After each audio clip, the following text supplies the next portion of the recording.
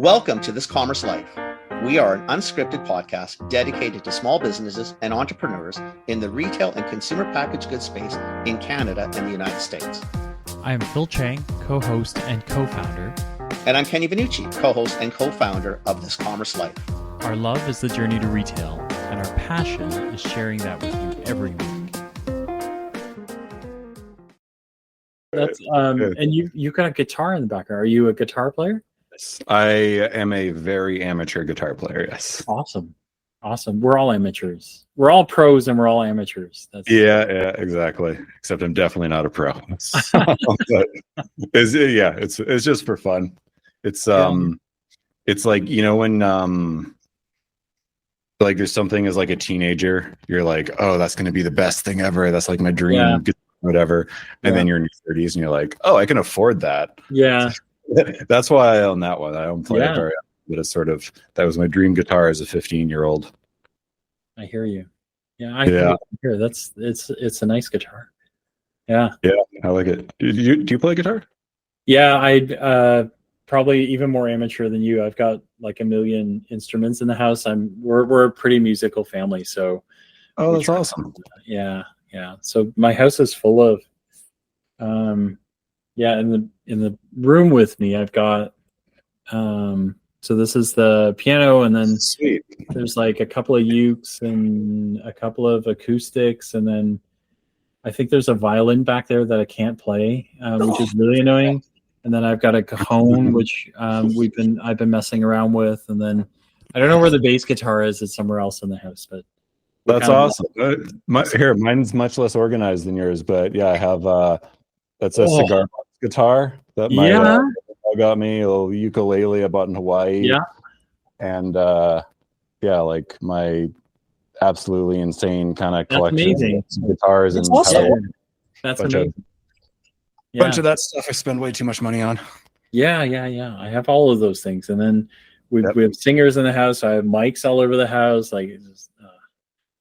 It's all good. Do you need stuff like that? What else are you going to do with your money? Yeah. What else are you going to do with the money? Yeah, exactly. Save it and then what? Then die. Yeah. Yeah, and then someone else buys the guitars. Yeah, exactly. Oh man. It is nice to meet you. I guess you've never met Max. So I've known Max's dad for years. Okay. Years. Yeah. What? Like, Ken, when did we meet? It was like. Well, because you know what? You were still, man, definitively mid to young teens. No, it wasn't that long ago, was it? How old are you now? I'm 37. 37. So at 29, I left. And I think, maybe you were late teens, because I've known your dad probably for, 20 plus years for sure, probably closer to 25 years. Wow. Something like that. And I remember he brought you, not your sister, because I don't think I've ever met your sister. He brought you in the office, but you were not I don't think you were in the business yet even. Okay, so we met in passing, like way back in the day. Like I'm talking way back. And then I got to know you probably, maybe like 10 years, 12 years, something like that. Because I was still at London. Yeah. I'm sure it was like, was it like in Hong Kong that we met, or China or something? Because I know. Well, it could have been in Hong Kong. New Year's when we were. Did you go to Toy Fair? I used to go to. We used to go to all of them, but so if you did Toy Fair like in January, that first week of January, that shit show running all over to New York, the buildings all over Hong Kong. It might have been Hong Kong I met you, or it could have been New York. Yeah, I honestly don't. You know remember. What? It was one of those. New York. Because your dad, once in a while, we went to a jazz club one time with your dad. Yeah, it was either Hong Kong or New York, but that's probably 10, 12, 13 years ago. But I know your dad a lot longer than that. Yeah, my dad's been 39 now? For a while. What's up? You're 39? 37. Yeah. 37? Holy Jesus! I know. You got old. I know it happens. It's weird. I'm at the age where are we recording, by the way? We always record. We just we always record. Yeah. Okay. Yeah. I wasn't sure if this is podcast or just talking. Well, yeah, no, I'm finally at the age where I need to think for a second when people ask me how old I am. A little while ago, No, that's when you know you're old. Actually. I told someone I'm 38, Yeah. and then I was like, "Oh wait, no, I'm 37." Aren't I? You're 38 this year, though, or just turned 37 I will be 38 in June. Yeah. in June? Oh, I'm 20 years ahead of you. Are you really? Yeah, 50. I'll be 58 next month. Oh, Yeah. Hey, well, my dad's 71, so he's got us all beat. Yeah, he's old. Yeah, he's getting up there. he's retired. Actually, he's I a don't pretty know. young 71, to be honest with you. He is for a 71-year-old. Your dad doesn't. Your dad does not. Like, to be honest with you, and don't tell him this, and he won't listen to the podcast anyway, because he won't know how to get on a podcast. Like, he won't know how to find it. You know what? I know he will ask me how to do it, and I know, but you know what? You don't have to tell him. So, quite frankly, he'll never. There you Find go. Yeah, we can talk about him. it, right? But your dad definitively does not look 71. Your dad looks like early 60s, to be very honest. But, and again, he's not going to find it, so he's not going to know we complimented him. But seriously, Greg's in good shape, and he's he definitely doesn't look his age. Oh, yeah. Not in my opinion, anyway. Even if you do, even to talk to him, like he doesn't come across like you, No. like a 71-year-old. No. He's, No. I mean, he's in good shape. He works out all the time. Yeah. He bikes, God knows how far all summer. Yeah. He's active and he's healthy and he likes doing stuff and Yeah. It's really good. Tom. So I guess we may as well do the intro now. We're Yeah, do an 10 minutes intro. in. Sure. And we all know it on a pee break, so what the hell, right? Max Forrester's on today. I'm excited about this one. You've heard that I've known his dad for a long time, and I really like Greg, and obviously I like his eldest. Does some cool stuff. What Max does is they works in trading cards. I'm gonna let you describe it because I don't know. I still never know what the hell you do, but it's within trading cards and sports cards. And people who know me know that I love sports cards, so it's a natural that I'm going to try. And I think I begged him a few times, and I'm not too sure he even said yes on the first 3 or 4 times. I think it was this long story. I don't know what to talk about. I don't know, some stupid thing like that. Whatever. Super excited to have you on because I love this industry. I love the things you do. And I think we just want to know from you, like, I guess who you are, how you got started in this, why you got started in this, why you continue to do this. Maybe some of the trends in the hobby or what you're seeing or whatever you want to talk about. No trade secrets required. That's up to you. Just remember, it is recorded. If it's said, it's going on, baby. Okay. All right. Sounds good. So, well, for one thing, the first time you asked me to be on this was at the Langley card show. Yeah. So my mind was in 100 different places, and I was probably trying to find Dale to get a microphone or something. Whatever, you're 37 years old. How much could be going on in your head? Seriously. Too much. But yeah, no. So the business it's called Zephyr Epic. It would, generally just call it a hobby store, but like the original conception of it, which we're still trying to kind of bring forward, was, well, what if a hobby store existed in the 21st century? What if it was a very online focused, very modern way to buy trading cards, specifically in Canada? Because back when we started, we were first conceiving of it in, I think, like 2014 or something like that. Long time ago now. It didn't feel like many people in Canada were really pushing this category forwards online. And so we thought, well, why don't we do that? Why don't we? So the beginning, the first up until 2018, it was online only. We didn't have a retail store. We didn't have a place you could pick up an order. It was 100% online. So we focused really heavily on, stuff like analytics and, okay, let's gather data and actually like really research our customers and ask them. And it's all like with, consent and everything. We're not like shadily spying on people, but like conducting, interviews even, conducting interviews even just to like see what people want and don't want in a hobby store. What are people's frustrations with buying stuff online right now? With the hobby in general, with buying stuff in general, and try to address those directly. So it was a response. Initially, I would say it was a response to what we saw as a niche that could be filled in Canada, and then going from that, just like a lot of response to the market and the industry and what people seem to want. So at the time, there wasn't much online, is what you're saying. Like, seriously? There was stuff online, but it was the thing is, like, and when I say this, I don't mean to like disparage any other retailers that were doing it at the time, because this is a very difficult back then, especially it was a very difficult product to sell online, because there's a whole bunch of stuff you run into, like for one thing, cards are heavy. It's hard to ship in Canada. Shipping in Canada is a nightmare as it is. Yeah. It's like there's things with the SKUs, the barcodes are really hard to track because you have two different Pokemon decks that are a Charizard and a Blastoise, and they have the exact same SKU. It's so hard to try. And I mean, try telling a 10-year-old kid that it doesn't matter which one they get because they will tell you you're wrong.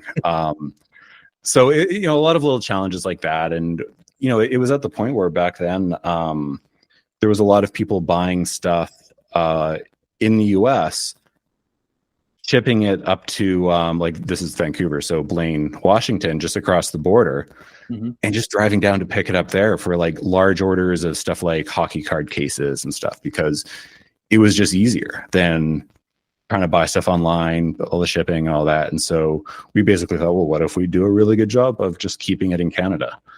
And I like to think we helped push the market forward a little bit in Canada, the industry forward in terms of just like the technology.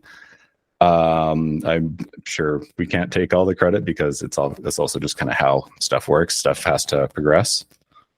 But yeah, basically. I find that, what I find interesting, because, we've never talked about this per se to this level, because, it's funny. If you go back 6 years, so 2018, in the late 90s, when those cards were hot, I bought from the States. Like, we bought online via Tough Stuff magazine. That was the online, because there was no internet. So you go through Tough Stuff, you find a guy in the States who's selling boxes, or a guy in Toronto, and you did all that, right? And and then I left the hobby for 30 years, come back in, and I'm thinking, now that you say that, I think when I started back in, I don't think there was many people doing anything online on this.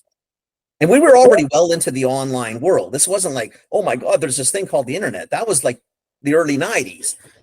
At that point, I'm surprised there was still a hole or a niche to be fed, or the hobby was maybe a little slower. When we started too, I think like there was still a little bit of trepidation about the future of trading cards, because it was at a time when people were still kind of questioning, like, hey, are people even going to care about owning something physical in 10 years? Are physical trading cards just going to be gone? Are physical books going to just be gone? Or board games going to be gone? Like, are these all going to be relics of the past in 10 or 20 years? So there's a little bit of hesitancy, and there's also a little bit of separation, I think, in people's minds then too, about, well, trading cards are an in-person thing. It's a physical thing. To play Pokemon, to play Magic, to trade hockey cards, you're seeing people face to face. You're doing it in person a lot of the time. Now there's games, and there's like video games, and there's e-packs and everything. So like the industry has embraced the internet a lot more. But back then, it was sort of still seen as well, this is an in-person thing. And so it was more like the website. Yeah, we'll have a website to support the store, to show what we have, to sell some stuff, but the store is the main thing. And then we just came at it from the other way, where the website is the main thing. And then we ended up opening the store more to support the website almost than the other way around. I actually understand it though. Like I was one of the early adopters on things like eBay. And if you think of like things that we always wanted to do but couldn't do, right? So whether you bought and sold electronics, right? It was always an in-person thing, because how do you trust someone that you've never met online, right?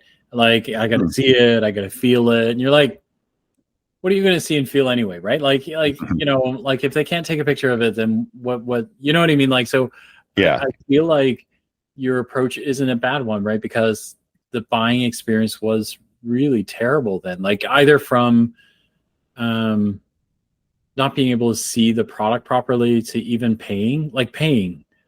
Yeah. In the early days, paying was a serious problem, right? It was like, Oh yeah, no, I remember you talking about like early Oh, eBay. Just yeah. the idea of typing a credit card number into a website was like, well, you may as well just be yelling it out on the street.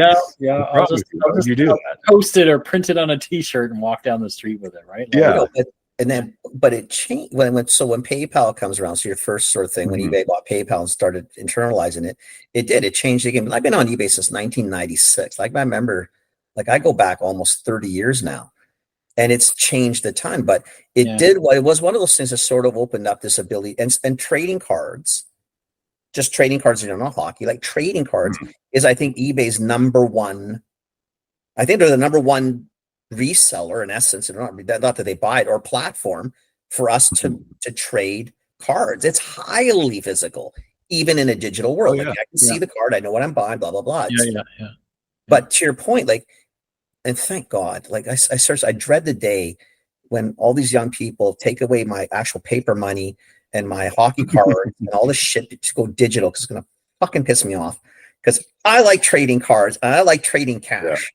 But I love the fact that it seems to have this resurgence where at a show, like people really, like even kids like the physical touch of the Pokemon card. Yeah. Now, not everybody plays as hard as they used to. Kids are taking care of the cards, but they still know all the attributes to the cards as the game would play. So I went to see Max, to give an example, last Friday, Phil. You know what? And there's grown kids sitting around a table and playing Magic. Like I'm thinking, what the hell are you kids doing? Go to work. Do something. They were at work. Awesome. I know they were. Those were employees. Those were employees. They're employees.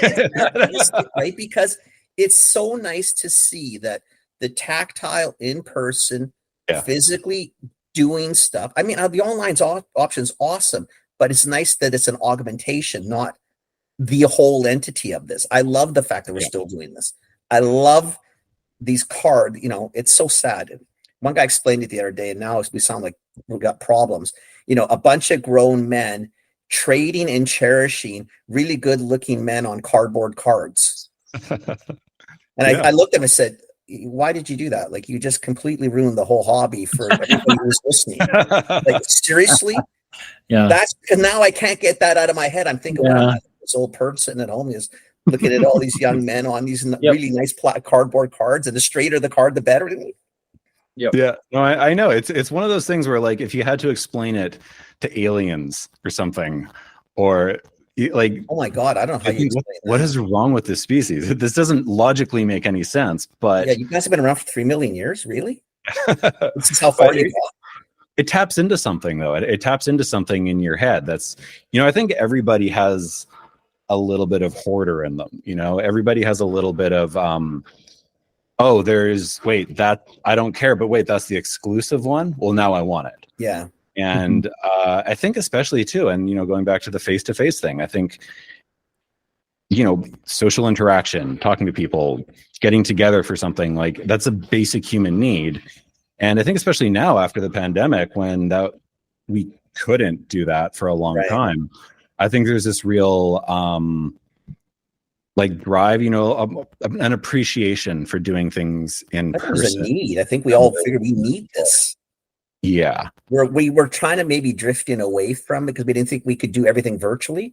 And you're thinking, no, you actually can't. It's actually really nice to physically sit down with somebody and shoot, like you and I just opening wax packs the other day. Yeah. It was actually really fun. Stupid. We're grown men. Well, one of us more grown than the other.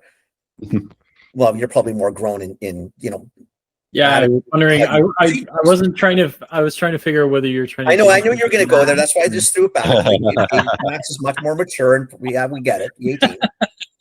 But you're sitting there as grown adults, and you're opening wax packs, looking for who the star is, who's the rookie. Like, it's kind of, but it's fun. It was actually, I really enjoyed that little bit of time, because it brings you back to when you're younger, maybe.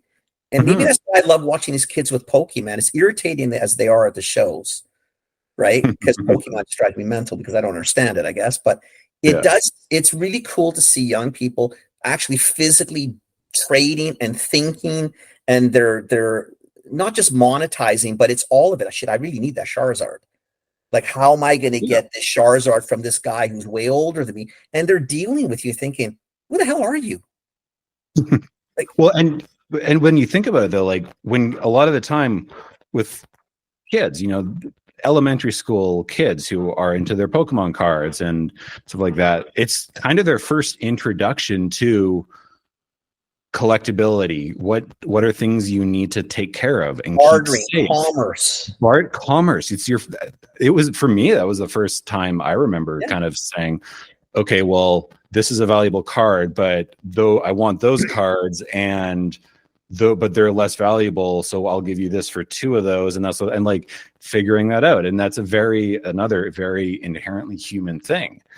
And it, like, we one thing we always try to do is talk to like, you know, the moms, the parents, about helping them to understand it better, because there's a lot of parents who come in, don't know anything about Pokemon. They just say, my kid is obsessed with this, I don't know what's going on. And so we walk them through it. And so a big part of it is we teach them, like, okay, well, hey, we have stuff where we can teach kids how to play, but also how to keep them safe. Like, what are best practices for keeping this safe and not letting it get damaged? And we have a little thing in store. Actually, I should have showed you, Ken, about how to spot a fake card. I may come back out and get the course anyway, just because I like wax pack openings with you. Yeah, it's we have a couple little fake cards that you can take a look at and try to see the difference. And we have that was the original. Actually, Ken, remember the Learn to Play things. Yeah. Oh, that we did at London with my dad. Yeah, London. That's Drugs. right. Yeah, that my dad kind of put on. That was sort of the idea behind that. Is, well, parents are more likely to approve of and help their kids with this if they understand it and they can play with them. Because remember, it was a lot of parents sitting down and learning how to play with their kids too. So what we did, Phil, because I was buying the category. I think I was buying the category, or I was involved. Yeah, it was toys. I was buying the category. So I think it was probably you. Probably wasn't your dad. It was probably you. It came up with the idea that what we should do is allocate, I think, a day every other month or something. We'd have a Pokemon day in a couple stores. Oh, bunch of tables set up to, again, obviously drive people in to buy the cards and stuff, but it's a really good sense of community too, because it's really cool that these kids would then associate London Drugs as something that they would want to maybe continue purchasing on the rest of their life, because they're looking for long term, buy some cards. But I liked it, I think, from the same thing Max was sort of talking about. I think it's so important that kids understand the value of things that don't necessarily have a true intrinsic value. Like, it's not gold, it's not silver, it's not traded on market. Like, it's a really bizarre commodity. But they learn that this Charizard is worth more than that Charizard. Why? And then they start to appreciate, and then, to your point, they start treating things better, and that will go into life when they're how they treat their clothes, potentially how they treat individuals, whatever it is. It's such a neat aspect of the hobby. It's such an interesting thing too, right? Because you think, like, I had to learn Pokemon because my nephew was into it. Nobody seemed to understand what he was talking about, right? Like, there's a whole language for how they evolve and all these things. And then, but like, being able to do that in store is kind of interesting, right? Because it gives parents a safe space too, right? Because now I know, like, you're not, because what do I know, right? It's like, it's actually, the direct comparison is something like Dungeons and Dragons, right? Yeah. The first time you get into it, every parent goes, where are you going to do that? And then are you going to get, like, pulled into a cult? Like, this is a Satan thing. Where do I find you? What's happening? Like, but it is that, right? Like, it's very much. It's very much a social thing. Yeah. It's really and truly about learning how to be around people, learning how to trade things, value things, appreciate things. Yeah. So in your business, so like outside of those big kids that were playing at the front while they're supposed to be working, Hey, What's the Yeah, part of there it? was, That's you know. part of their job. They need to learn. They need to Yeah. know the buddy, new, I new watched people come strategies. in The and new people tactics, all trust that. everything they said because they were playing the stupid games. It's That's awesome right. to watch, That's right? right. That's awesome. Oh, yeah. Oh my God, it was fantastic. So, okay, so you get this great idea. So you do this online thing in 2018. When did the store open? The store opened in 2018. 2018. And the online portion when? Before that. It was like, I think it was 2015 that we actually launched the So website. you had a couple years at that, figured out that this is a really cool, we can augment this online thing with an in-store personal thing. Very cool. We Yeah. opened the store 2018.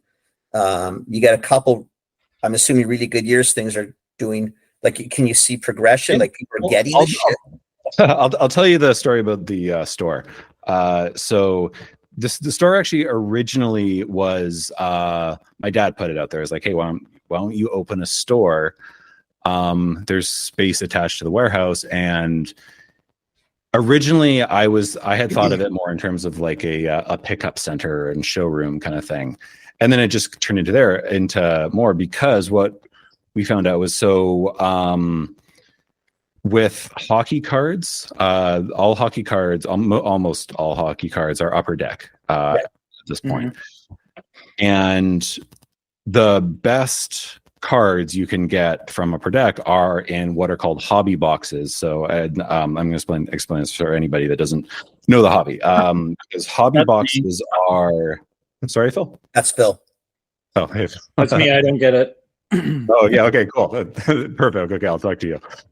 So there's a difference between hobby product and retail product. So when I say retail product, think stuff that's on the shelves at Toys R Us. And when I say hobby product, think about a product that you have to go to a store that specializes in that product to get. So a hobby box you're not going to find in Toys R Us, but you're going to find it in Pastime Sports or 401 Games or one of these other stores that specializes in that.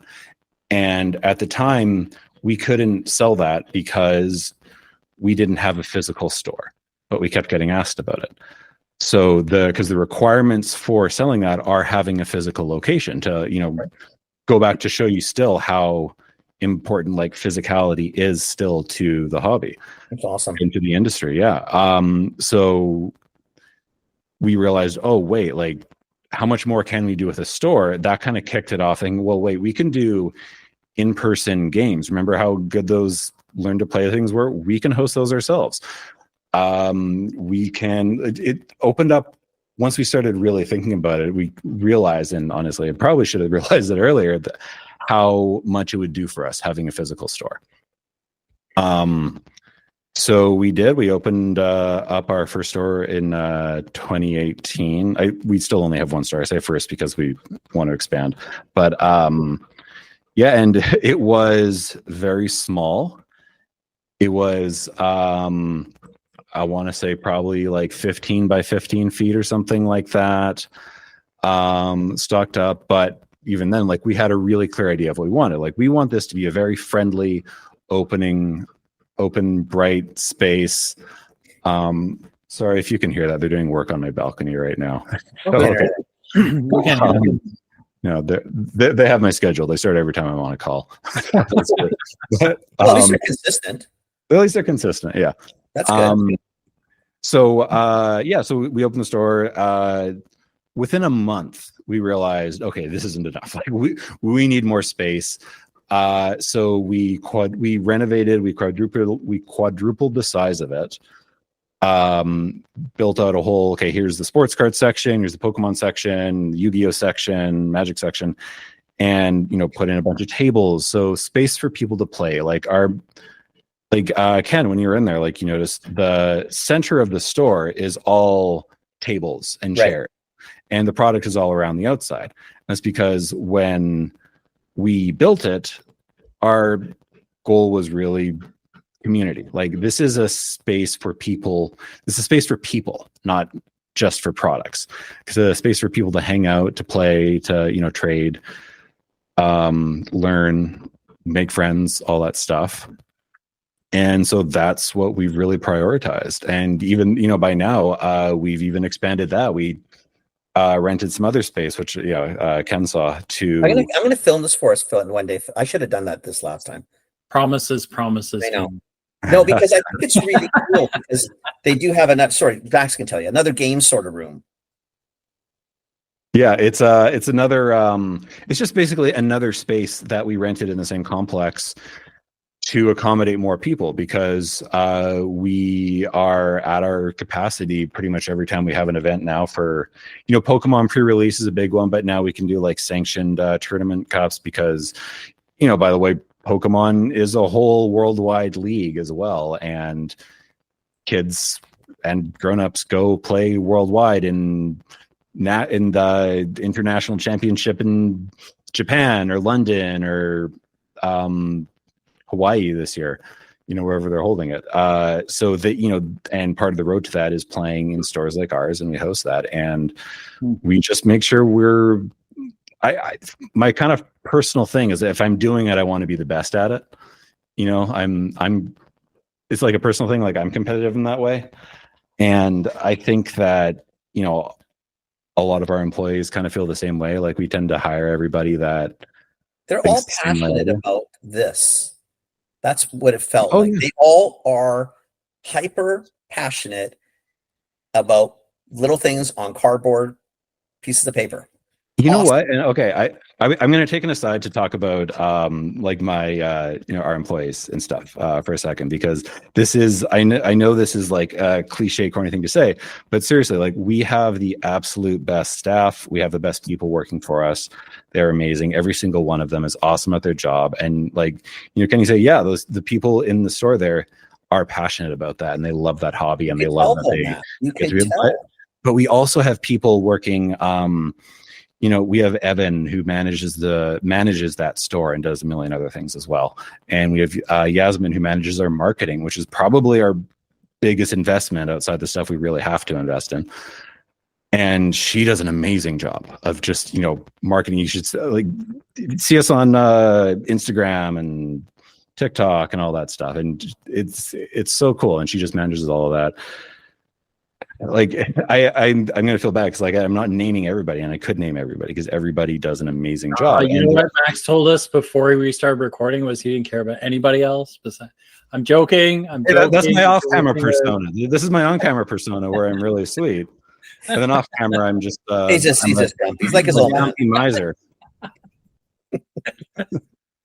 I think with Phil, just hang on, Phil. Before you ask, I'll tell you what. You need context, right? So this store is in the middle of fucking nowhere.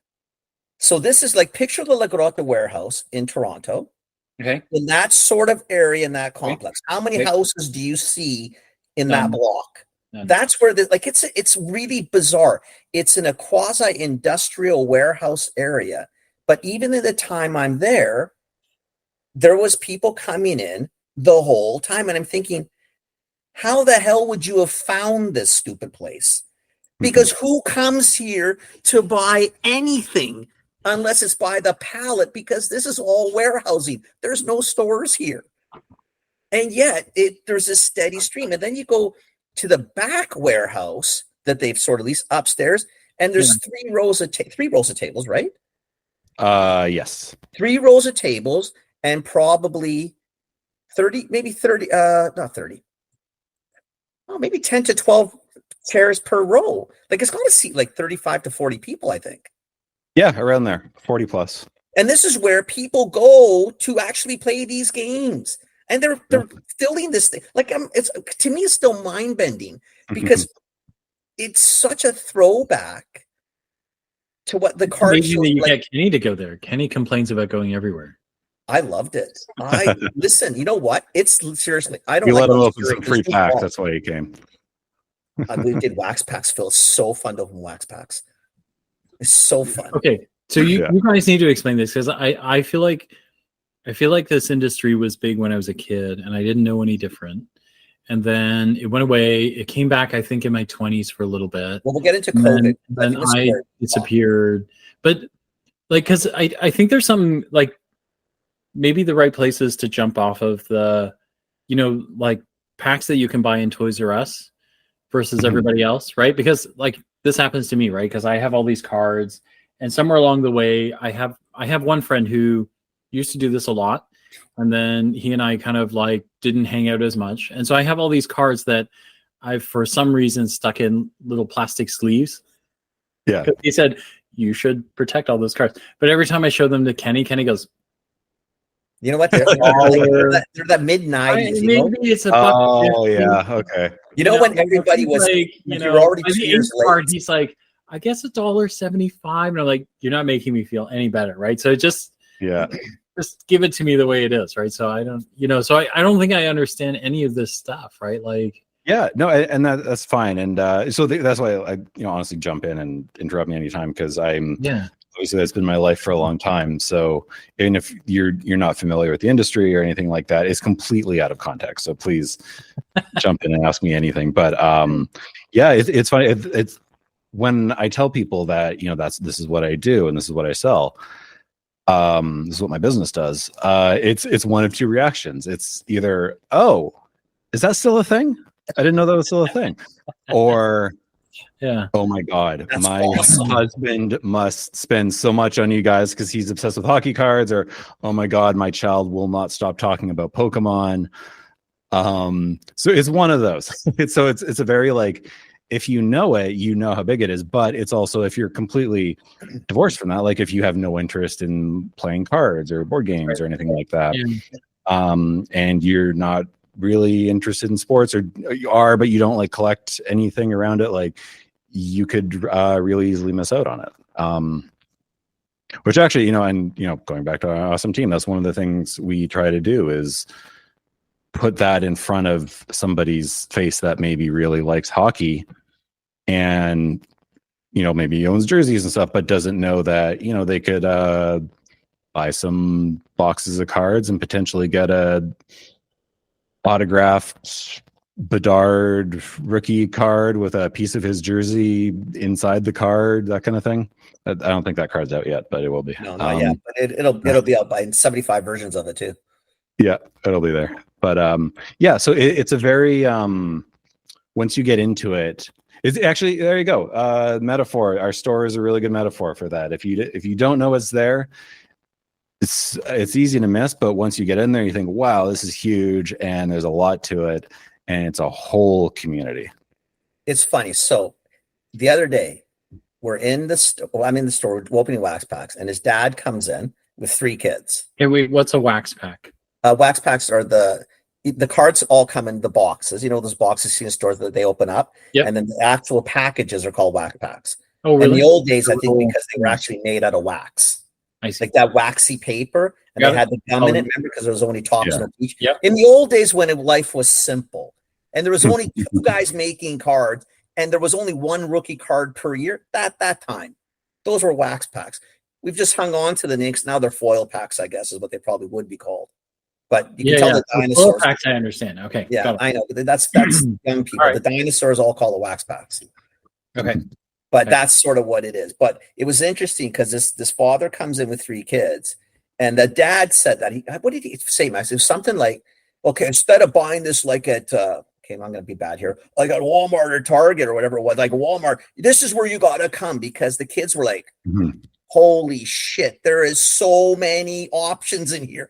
Like you go to Walmart and they might have 4 or 5 Pokemon and 4 or 5, if they even still carry it, because that's gone crazy. And then you go into this place and it's like a whole freaking wall, and you're thinking, holy shit, like what am I buying here? Yeah, I forgot about that. That was actually really just kept cool. lapping the store. And it's not a huge store. And they kept lapping. He wanted them to learn the hobby and learn what to look for. And he said, this is where you need to develop an eye for it.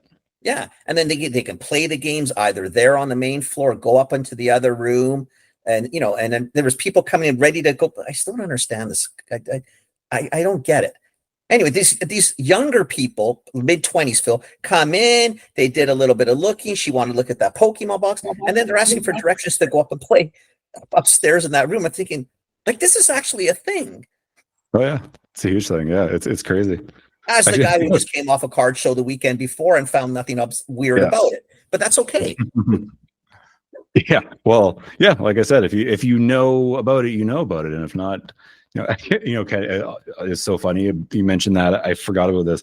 After you left, I grabbed like we opened a few when we were opening those, we separated out the Canucks, right? Yeah.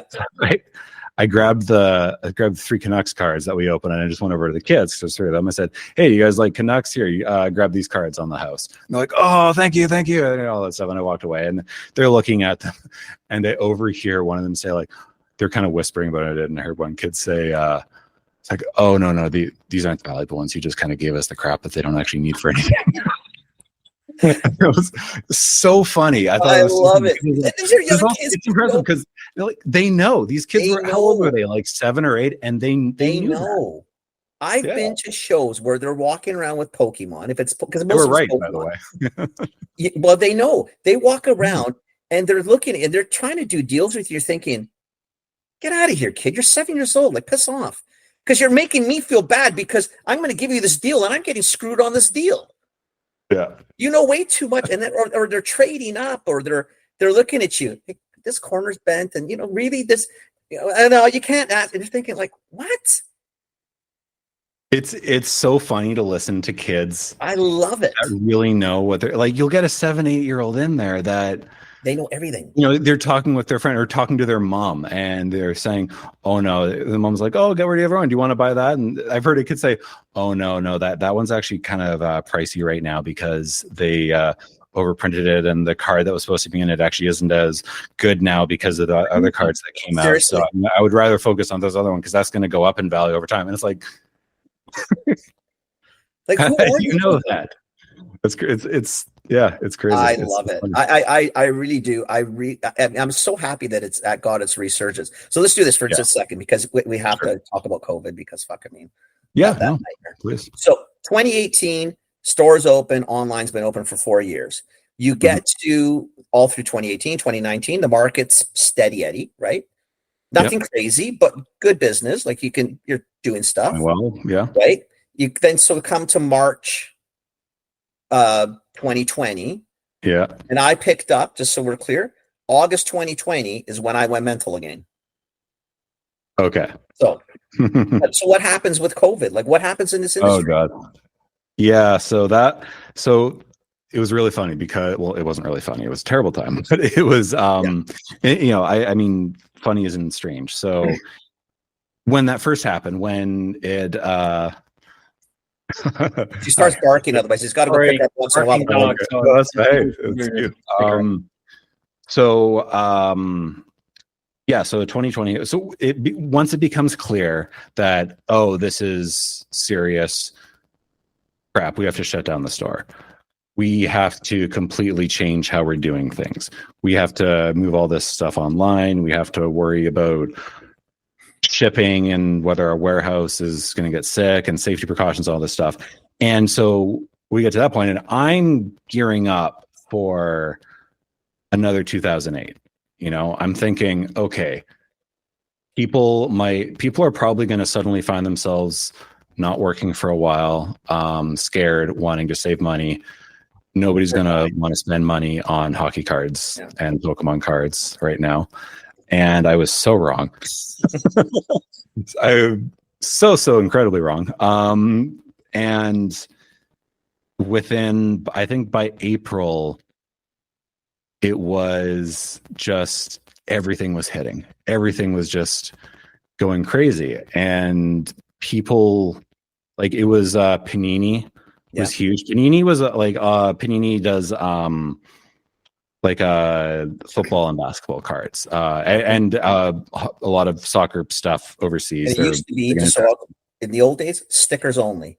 You buy Panini, you get 100 packs of stickers. They were like 99 cents or 49 cents, whatever. That's what Panini was. So nobody really collected it either, right? Because it wasn't like tops.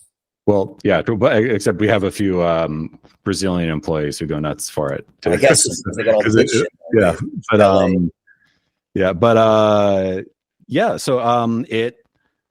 So basketball is suddenly blowing up. Pokemon is blowing up and hockey is blowing up. Everything. It was like suddenly we couldn't keep anything in stock anymore. Where I was more than tripling the orders I was placing. And by the way, we had also just launched a new website, which was having its growing pains, and our website was not designed for something to be triple the size that I had to deal with right off the bat. So there was stuff like that every day, stuff dealing with crashing and issues there every day. And so what I think in terms of the industry was it just blew up over the pandemic, and I think it was a lot of it was a combination of things in my eyes. One is a lot of people at home with nothing to do, looking for things to do, and picking back up on hobbies they maybe dropped when they were kids. I was living with my girlfriend at the time then, and we were desperate, thinking of things to do, like looking for board games and what are some video games we can play together, stuff like that. And so I think there was a lot of that, but there was also, I think, a comfort level there as well. Like collecting this like physical thing that you can hold and it has value. And for a lot of people, it reminds them of their childhood and reminds them of things that they love, and something that, and even if like maybe you can't play in person now, but you will be able to, and you're going to have the best damn deck there is when you can. And you can talk to people online. It's something to share. It's, it's something to say, okay, I can't see everyone in person, but I can go on a Discord channel that talks about these cards and say, hey, I just pulled this. Isn't this cool? And have a community there. Like it's always been a very community thing. It's a really, really cool community, honestly. Like I love our community. I love the wider community. So incredibly friendly. There's some amazing people in it. And it was at the time, it was super welcoming, and everybody wanted to figure out, okay, how can we keep doing this, even though we can't see each other? And so there's a lot of that. And then there was also the element of, and this is a sort of like double-edged sword, but the reselling market blew up with it. People That's why I got realized back into it. Yeah, people are making money, and people can, I can buy this and resell it for twice as much. And it was really cool because it kind of showed a lot of people the value of it and got people interested in it again, and created a lot of buzz. Like it just the amount of people that heard about cards and stuff because there was suddenly, Forbes articles about how, Zion rookie cards are going for, all this money and stuff like the that. Gretzky 10 sold. Yeah. Oh, yeah. Great. Yeah. That was all in that time. Something like that. Yeah. And it's like, yeah, it was crazy. And when we were finally able to open up the store again and in a limited capacity, all the precautions and all that stuff, we had lineups literally around the building, people coming in to buy things. We had to hire security. We had all these safety measures. It was crazy, just to sell cards. And that's also where, from a business perspective, we really, made some decisions about ourselves too. And we always had okay, we want to focus on long-term growth, we want to focus on customer service. But that was also when, okay, we have this product that, say we have, 500 of this box and everyone wants it. And we could sell this box for $200 and sell a bunch of it to a few people and make a whole bunch of money. Or we can sell it for $100, not gouge people, and limit it to one per person so that more people can see it, more people can get it for a good price. And it just really try to get it to as many people as possible, create this more keep creating positive experiences for the people that really keep the games and the collecting and the industry alive long term.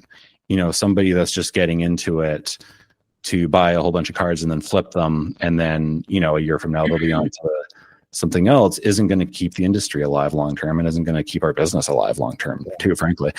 It's going to be the kids that are just super interested in it. And I always thought about this. There's this one girl that used to come into the store when football cards were a very niche thing. Yeah. For us, like would maybe bring in a case and they'd sell gradually. And she always came in and bought them. She was like a teenager. She was just really into football. She played all this stuff. And then once things started blowing up, she couldn't afford it anymore. She couldn't access it anymore. Oh. And it was like, that really stuck with me because it's like, well, that's the fun out exact of it, person man. I What's the want point, to right? get. Yeah. What's the point? Well, now becomes an elitist thing, and this industry. Think about it when you were little, Phil, too. Like, Max, maybe with you, different commodity, but with hockey cards, like what we used to, it was about the collecting. It was about the value of the player, not the card. I needed a Mickey Redmond, and I remember this. Mickey Redmond was not the greatest hockey player. He was a very good hockey player, but he wasn't a valuable player. I should have been hoarding Rydens and Lafleur rookies. I needed a Mickey Redmond. I didn't give a shit. It was the player I needed, right? Yeah, I get it. And then all these, when you get this time now, so to your point, this girl's buying, reasonably priced football cards. Prism comes out and whatever, and then the Don Russ rated rookies blows the hobby up, and now everything's a fortune. Yeah, and not only a fortune, but it's just impossible to get. So yeah, and I was supporting you, and nobody cared. Right now, I get a bunch of jackasses just want to make money or fucking up the hobby for me. I can't get in. It doesn't seem right. Yeah. So actually, and what we ended up doing, because but like the problem we were facing is like, okay, we're gonna put this up. This is a limit of 1 or 2 per customer, whatever we decided on, and then the website would crash because hundreds and hundreds, thousands of people sometimes coming to our site to all buy this thing at once. And then we get emails saying like, I really want to buy even just like one of these is my favorite thing. I work and that I can't be on for the 10 minutes that this gets launched. And I'm going to miss out every time. So eventually what we did was we just put up a big page saying, and this is like when our website was going down, and we said, okay, we are trying to figure out a solution. So you, our Zephyr customers, give us your feedback. What do you want to see here? What do you think would be a good solution to this problem? And honestly, I was expecting a lot of, internet trolling, angry, like this is a good opportunity to, it was so positive, the feedback that we got. Like I've never seen that much positivity on the internet in so long. And the thing that kept coming up from it was, why don't you do a raffle? And you can enter at any point over a number of days. And so that's what we did. So, and still when stuff like that happens, we did this with Series 2. So you enter to a raffle for, so say this is a random number. Say we have 200 of something to sell, and then 500 people enter the raffle. It's like, okay, it's totally random. 200 of you get sent an invoice to purchase this if you want. And if you don't want any more, we send it to somebody else. But that has been the most fair way that we've found to make sure everybody gets a chance. Otherwise, it's just the person who happens to have lunch break when they're not working. Or who has nothing else to do, right? Right. No, yeah, exactly. And, to me, that's not fair. It's like, I don't know. And we've been consistently getting like positive feedback about that raffle system ever since. It's really, really nice. Our main customer service guy, Azario, is really good about every time we get these like really nice positive comments. He posts it in a Slack channel for us all to see, and it's kind of heartwarming. Honestly, kind of nice because it's like everything. Money kills most things. Money's great. We all like money. I'm not saying I'm not anti-money. I like the fact that the cards have done what they've done. I appreciate the business side of the hobby. I also appreciate the fact that the hobby is really a lot of fun again.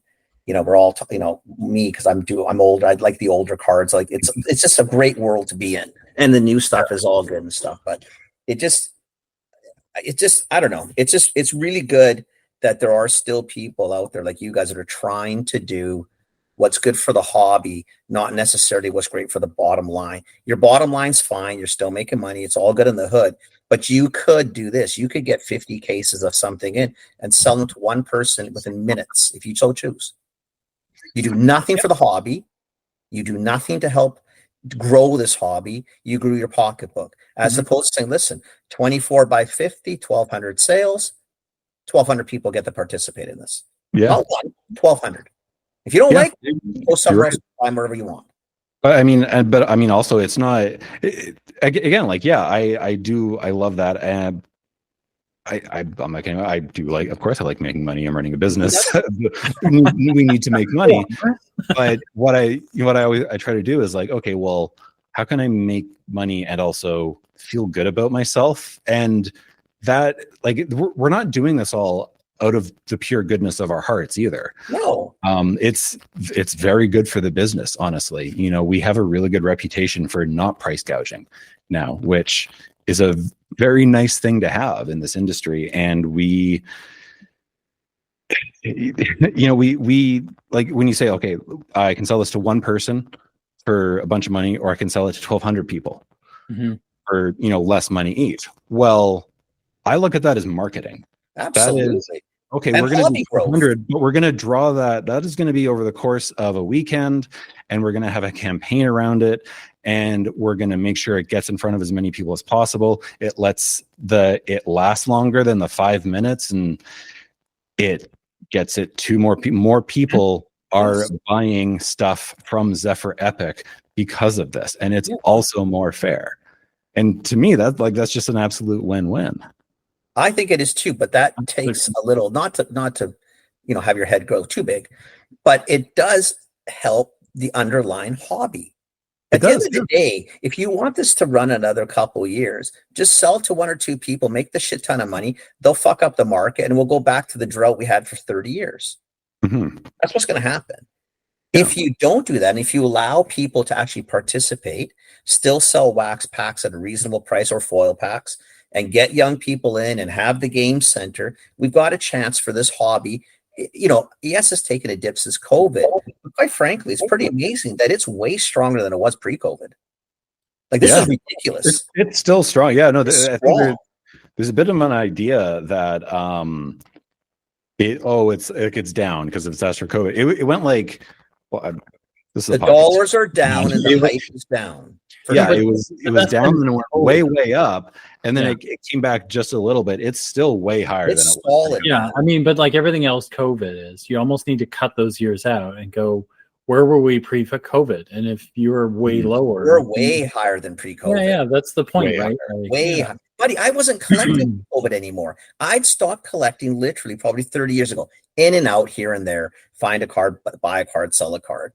But during COVID, and I still haven't stopped. If anything, I've never been stronger into the hobby than I have been now. I actually even know what Pokemon cards are.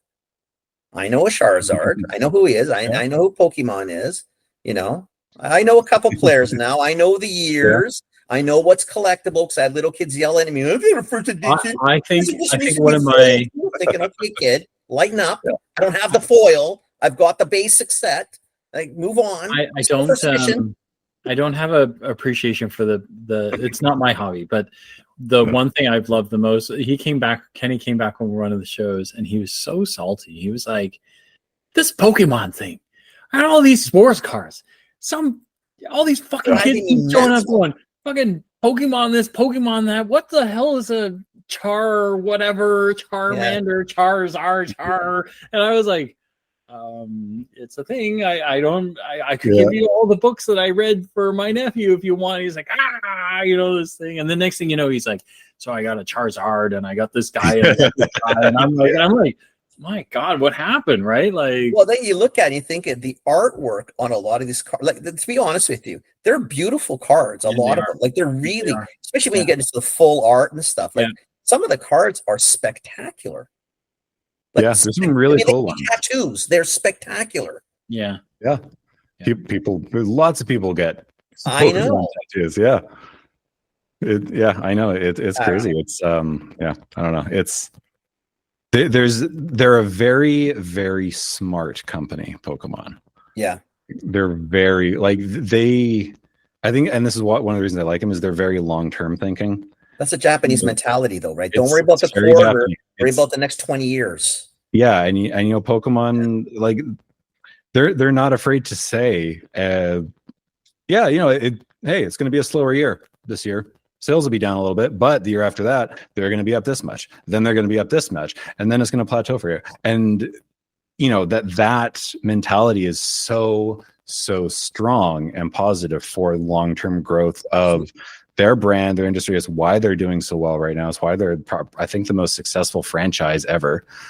Like, and literally they are. And it's also something that, you know, you try explaining that to a huge American corporation that all they care about is, well, next month's revenue has to beat last month's, next quarter, all this stuff. And it's just like, no, that doesn't compute. It's, well, no, it can't be down this year. It has to be up. Yeah. Right. So what do you do? You just those produce are the other shit, right? And that's how you cannibalize your own Yeah. business and industry, because that's not always possible. Yeah. I mean, I think I think if anything, we don't have to get into the brand. There's only one brand, I guess. But you know, when you're looking at boxes for a couple $100, you know, with 4 foil packs of 1 card each, what are you kidding me?